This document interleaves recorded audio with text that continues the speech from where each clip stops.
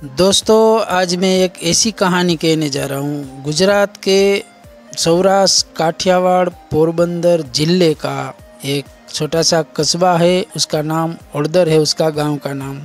वहाँ का एक योद्धा कालूजी ओड़ेदरा, उसकी ये पूरी कहानी है और 20 मिनट की कहानी आपको बताऊंगा मैं। और ये सच्ची घटना है, 400 साल पुरानी कहानी है। और ये है काड़वा ओड़ेदरा और उसका जो नाम है काड़वा जी ओड़ेदरा है। और उसकी कहानी कुछ इस तरह से है।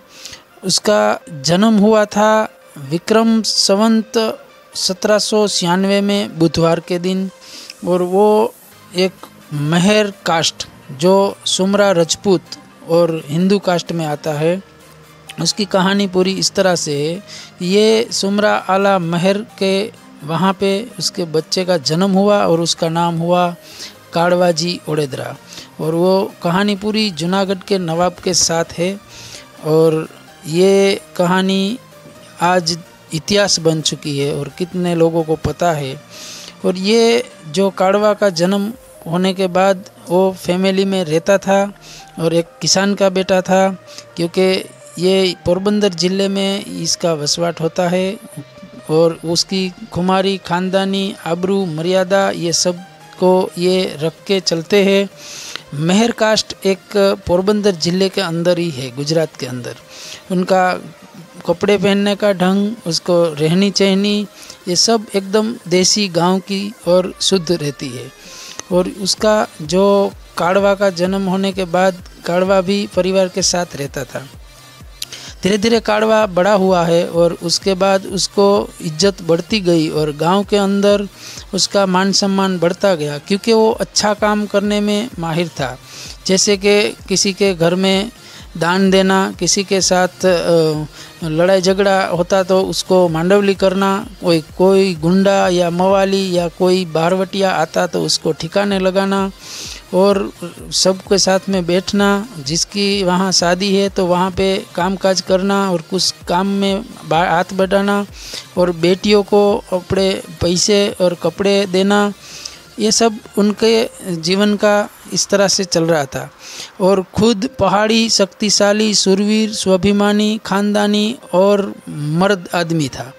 तो इस तरह से उसका नाम पूरे ज़िले में और पूरे गांव में फैल चुका था।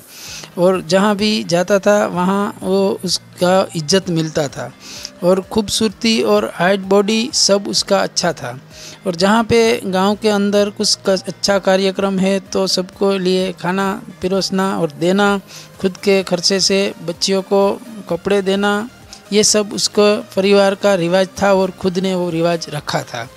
तो ये काड़वा का इस तरह से कुछ कहानी थी। और काड़वा जी ओड़ेदरा, वो पूरा एरिया में उसका नाम अच्छा था, क्योंकि उसके ऊपर भगवान की कृपा थी।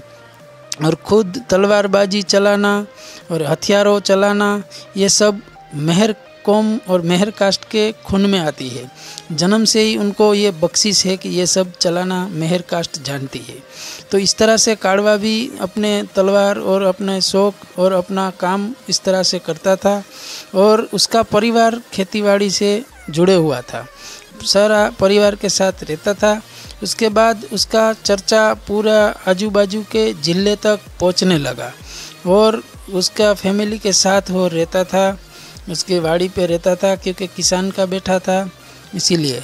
लेकिन इस तरह से इसकी कहानी चालू होती है।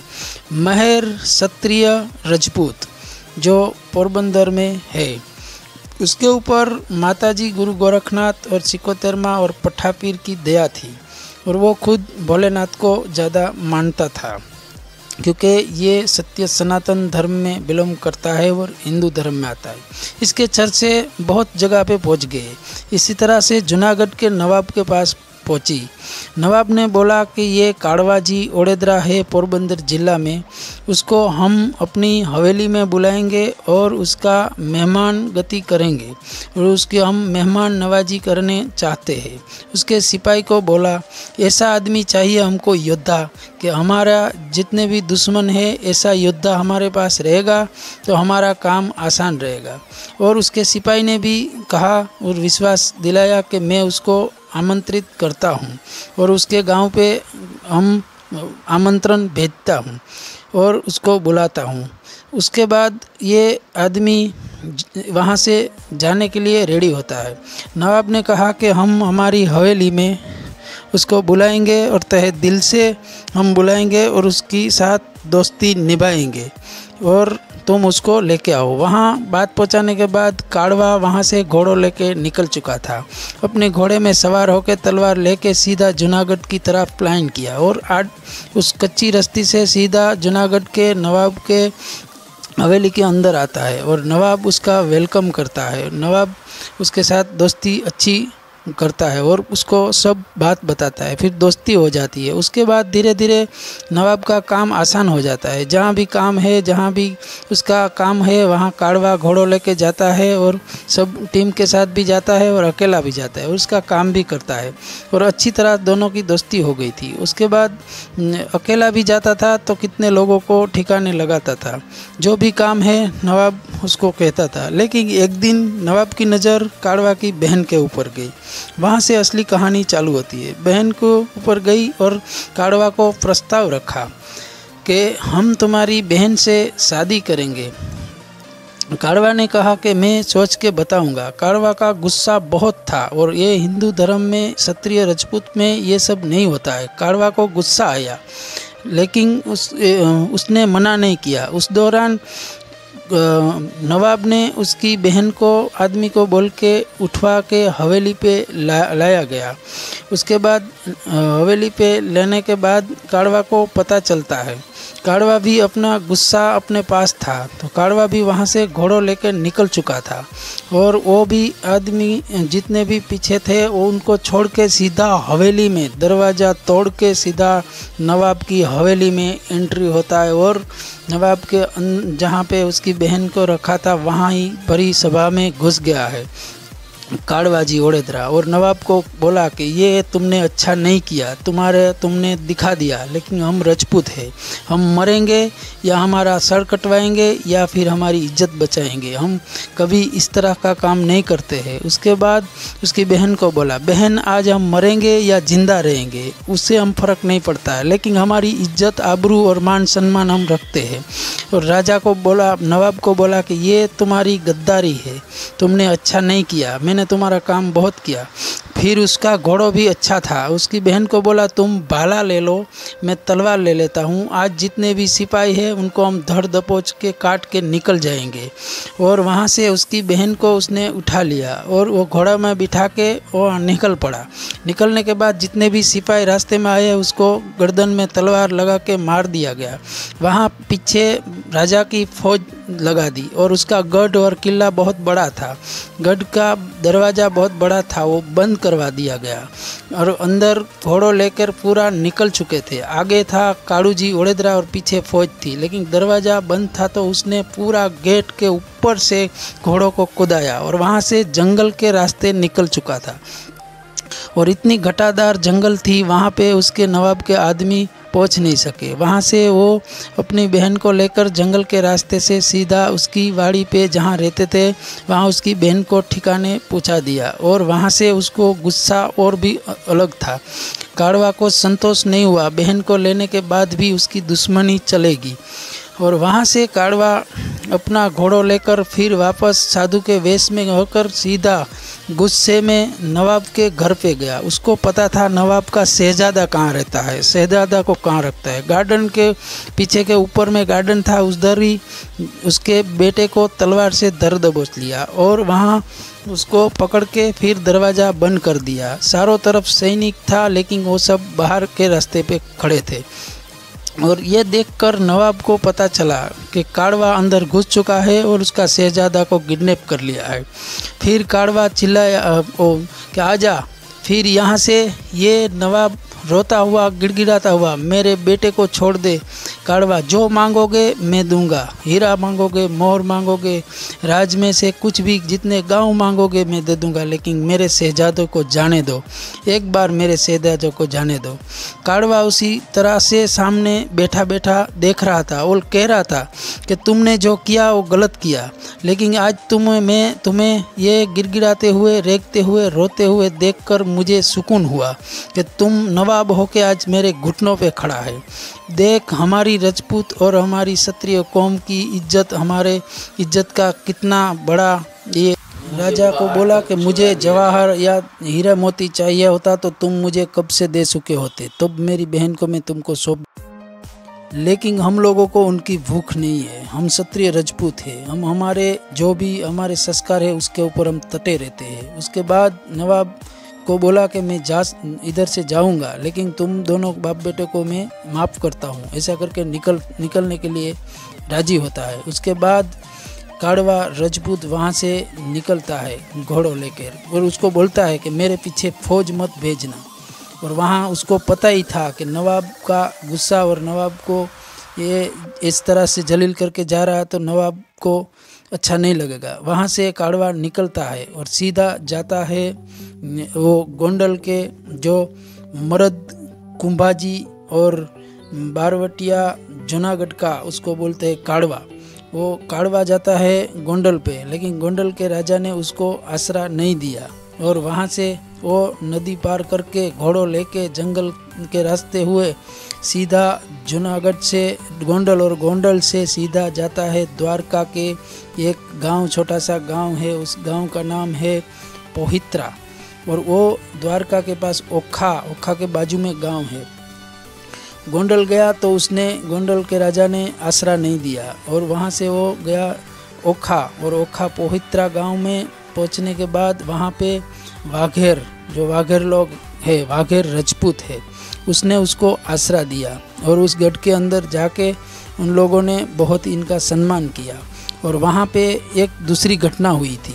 फूलराम गांव के अंदर एक छोटा सा झगड़ा हुआ था और झगड़ा हुआ था वो काड़वा का भांजा था, उसके साथ वहाँ के भी नवाब के साथ झगड़ा हुआ था।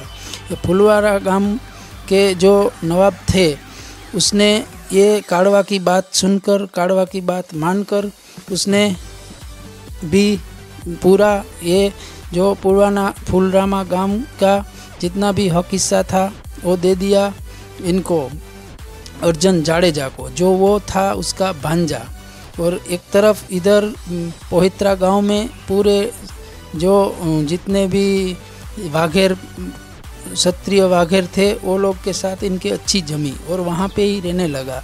लेकिन अर्जन एक दिन वहाँ से निकल चुका था, जो काड़वा का भांजा था, और वो वहाँ से जाके सीधा वो अपने गांव बरड़ा के अंदर जो घेड़ विस्तार है, घेड़ पंथक में एक बरड़ा का एक जो गांव है उसका नाम है बगसरा घेड़, वहाँ पे पहुँचा। लेकिन जो अमर जी, जिसने दीवान अमर जी, जिसका गुस्सा बहुत ही पारा चढ़ चुका था, क्योंकि ये जो उसका भांजा था उसका नाम था अर्जन जाडेजा, और उसने जो जीता हुआ साम्राज्य था वो जीता हुआ नहीं था लेकिन मांडवड़ी से मिला हुआ था। लेकिन अमर जी दीवान को बहुत ही गुस्सा आया और वो जब अकेला सोचता था तब सोच रहा था कि ये काड़ू जी नहीं होता तो मैं अर्जन जाडेजा को मौत के घाट उतार देता था।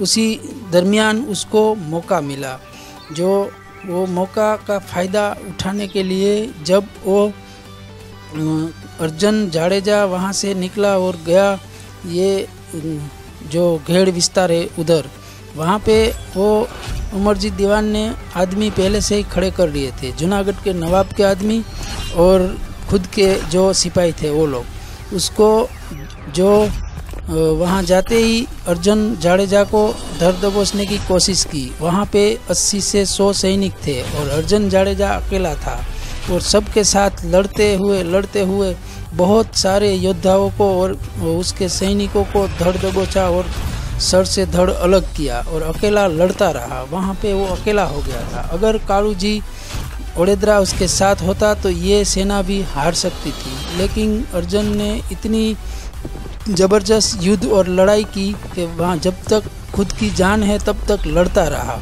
और वो वहाँ पे एक ज़बरदस्त कुआं है, कुआं के पास उसके सारे सैनिकों जो नवाब के सैनिक थे उसने उसके साथ ही युद्ध लड़ा, और युद्ध लड़ते लड़ते उसकी जान चली जाती है। और जब तक उसकी जान है तब तक वो लड़ता रहा, लेकिन लास्ट में उसका मौत हो गया। वो काड़वा को जानकारी हुई कि मेरे भांजे को मार दिया गया, जूनागढ़ के नवाब और जो काड़वा को पता चला कि मेरा भांजा मौत को वीरगति पाम चुका है, उसके बाद उसका गुस्सा चढ़ गया था। उसको मालूम था कि ये जूनागढ़ के नवाब की ही करतूतें हैं, और उसी तरह फिर से उसको गुस्सा आया और उसने फिर से प्लान किया जूनागढ़ के नवाब के साथ लड़ने का कि आज भी उसका बदला लूँगा मेरा भांजा का। तो वहाँ से फिर से प्लान किया, पोहित्रा से सीधा जूनागढ़ तरफ रवाना हुआ। लेकिन जाते हुए रास्ते में उसका दोस्त उसको मिला और इसको गुस्सा बहुत था,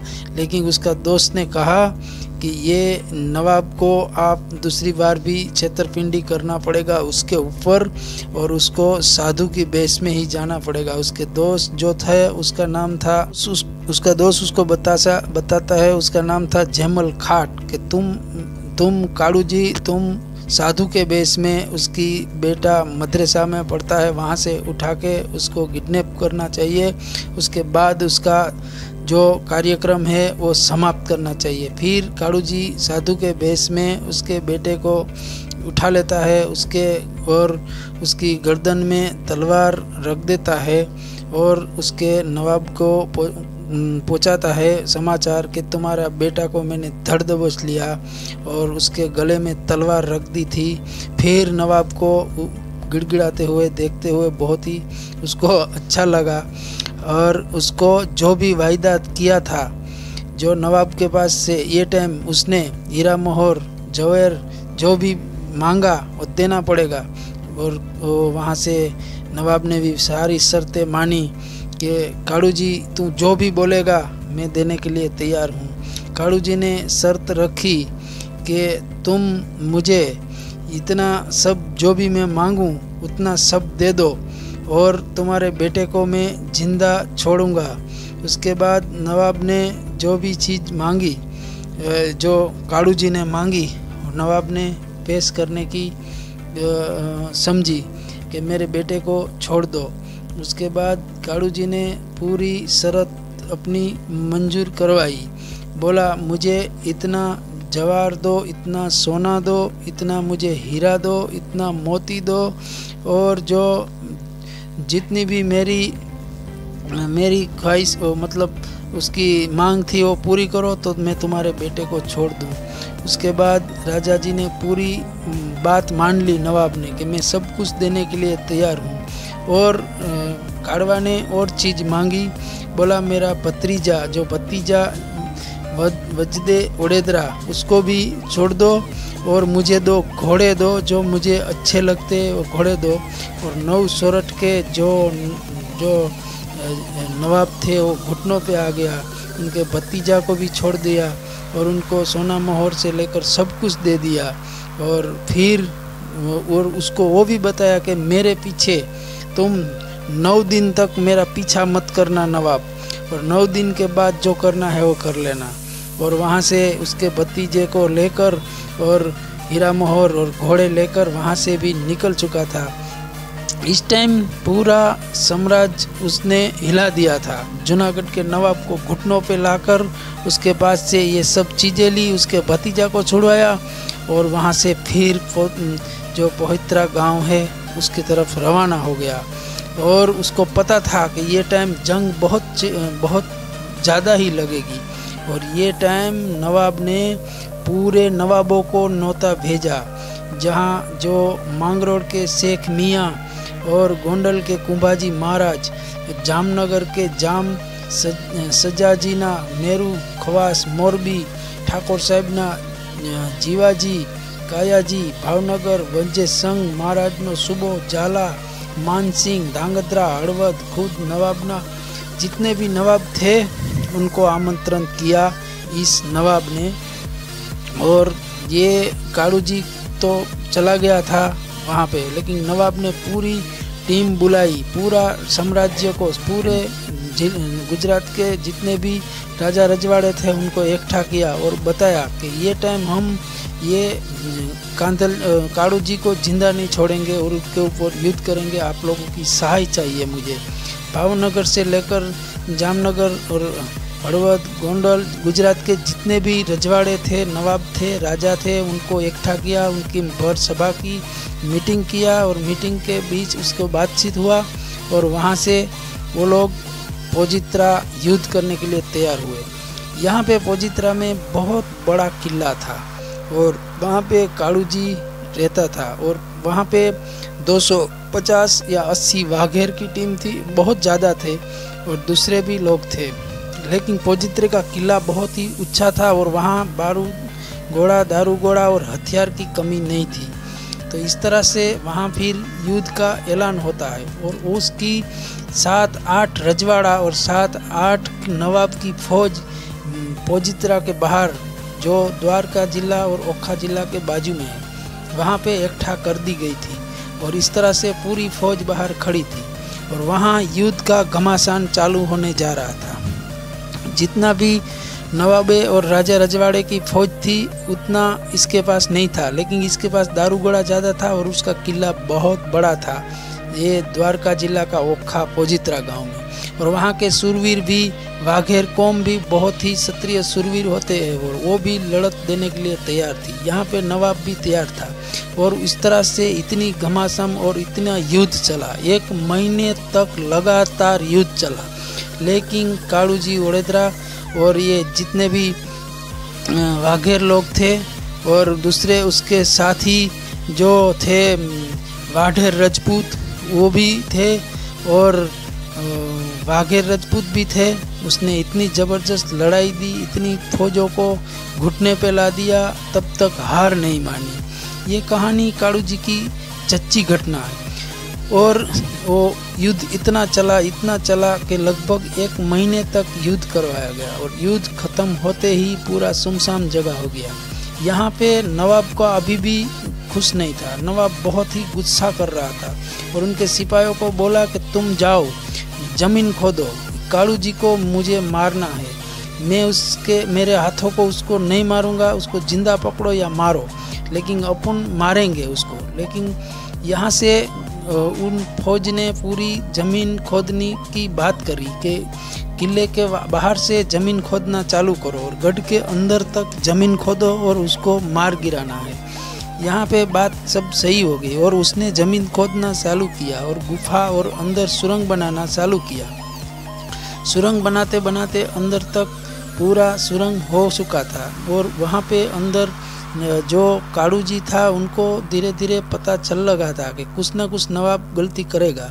यहाँ पे उसने उसके भाई को, फैमिली को बोला कि नीचे से सुरंग हो रहा है और तुम जल्दी निकल जाओ। उस सबको निकाल दिया और उसका बेटा था, बेटा का नाम था वेजा जी, वीर वेजा जी। उसको बोला कि तुम भी निकलो, तो उसने बोला कि नहीं पिताजी, मैं आपको छोड़ के कहीं नहीं जाऊं। तब कालू जी ने बोला था कि मैंने अपना नाम कमा लिया, मैंने अपना काम किया है, अपनी ज़िंदगी का बहुत सारा काम किया, बहुत सारा नाम किया और मैंने मेरी ज़िंदगी में ये काम किया और तेरा अभी सब कुछ बाकी है, बेटा तुम भी निकल जाओ, मुझे अकेले को मरने दो। फिर वो खुद अकेला आग में तेल घी में लगा के खुद अंदर जल गया था। ये कहानी थी कालू जी ओडेद्रा की सच्ची घटना और उसका बेटा भी पीछे के दरवाजे से निकल चुका था। उसके बाद सुरंग करके आए तो यहाँ पे उसको राख भी नसीब में नहीं मिली।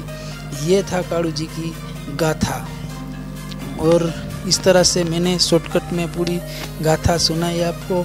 वो अच्छी लगी तो शेयर करना। और वहाँ उस लड़ाई में, युद्ध में, जो युद्ध चला था उसमें 350 वाढ़ेर राजपूतों और 280 वाघेर वीरगति वो भी मौत के वो प्राप्त हो गए थे, ये कालू जी को सहाय करते करते। और ये था काड़वा की कहानी और आपको अच्छी लगी तो शेयर करना। आज भी जूनागढ़ के अंदर और बखला में, जूनागढ़ में और पोजित्रा में उसके ओड़दर में आज भी पुतले हैं, स्टेच्यू बनाए गए हैं, उसके खांभी है, उसके मंदिर है। और आज भी जूनागढ़ के अंदर बीचों बीच तलवार लेके खड़ा है। काड़वा वडोदरा के नाम से जानते हैं। काड़वा शोक, काड़वा गढ़, काड़वा का खांभी, पुतरा, ये जो टिच्यू होते हैं वो, और ओड़दर के अंदर भी उसका टिच्यू है। जय